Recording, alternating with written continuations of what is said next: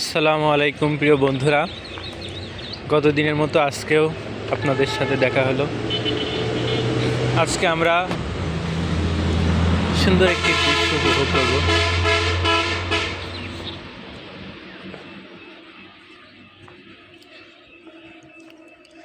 মাঠে যাওয়ার দৃশ্যটা দেখলে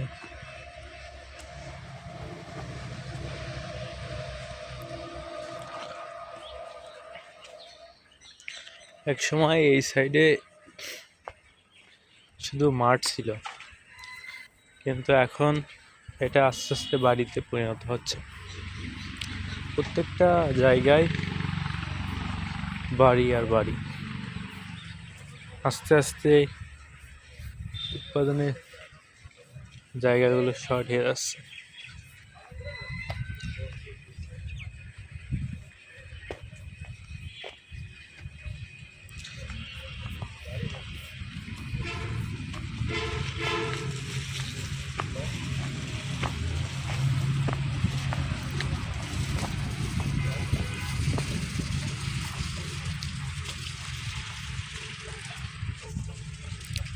ধানের মাঠগুলো একসময় আস্তে আস্তে বাড়ি হয়ে যাবে। প্রত্যেকটা জায়গায় ঠিক একই অবস্থা, চাষাবাদের জমি বাড়িতে পরিণত হচ্ছে, শহরমুখী হচ্ছে সবাই। সামনে একটি অসাধারণ শস্যের ভুঁই দেখতে পাচ্ছি। প্রত্যেকটা জায়গায় বাড়ি।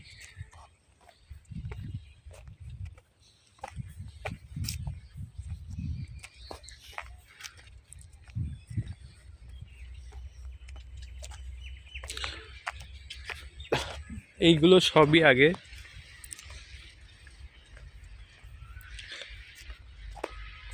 এখানে চাষ করা হতো, আগে ধান, এখন পুরো বাড়ি।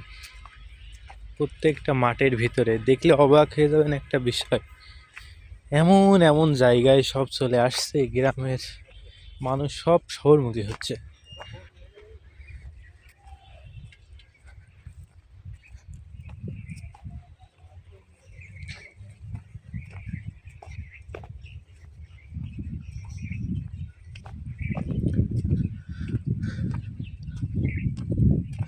মাঠের ভিতর একটা মসজিদ, সুন্দর একটা দৃশ্য।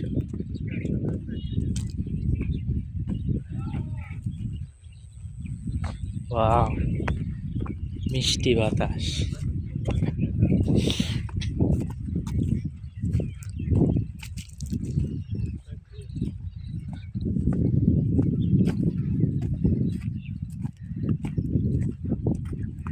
আহ, সত্যি একটা সুতা। মাঠের ভিতরের দিকগুলো আরো, এইগুলো আসলে আপনাদের একটা জিনিস দেখায়, সেটা হলো এই যে ছোট্ট ছোট্ট জমি যেটা দেখতে পাচ্ছেন, এটা এক সময় বাড়িতে পরিণত হবে। দেখুন কি অবস্থা, মাঠের ভিতরে বাড়ি তৈরি হচ্ছে। এটা আসলে দুঃখজনক। আসলে জনসংখ্যা দিন দিন ক্রম বৃদ্ধি পাচ্ছে, এর ফলে যে আবাসন ঘাটতি দেখা দিচ্ছে। আর গ্রামের মানুষ উল্লেখযোগ্যভাবে যাদেরই একটু আর্থিক স্টেবল হচ্ছে, তারা শহরমুখী হচ্ছে। এর ফলে এই শহরের এই ক্ষেতগুলো ধীরে ধীরে বাড়িতে পরিণত হচ্ছে। দেখুন, এই সুন্দর শস্য ক্ষেত একসময় বাড়িতে পরিণত হবে। দেখুন কোন পর্যায়ে চলে যাচ্ছে, একটু দেখলেই বুঝতে পারবেন। এইখানেও বাড়ি হচ্ছে, এটা আসলেই দুঃখজনক।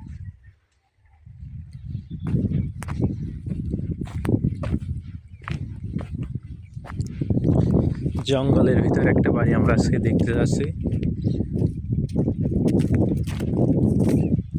এখানে রাখো।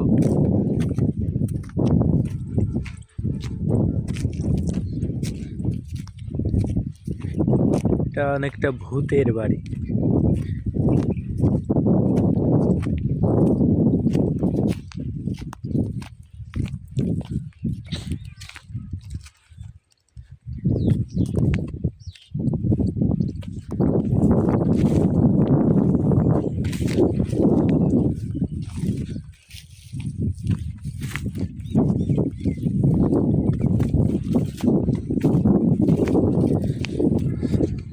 বাংলার প্রকৃতি কারা কারা ভালোবাসেন কমেন্টে জানিয়ে দিন। একটা সুন্দর একটা ভূতের বাংলো দেখায় আপনাদেরকে। এটা আসলে অনেকেই ভূতের বাংলো বলে থাকে। খুবই একটা, দেখুন সামনে আমরা যাব না, এই পর্যন্তই থাকছি। পুরো মাঠের ভিতরে ছোট্ট একটা বাড়ি।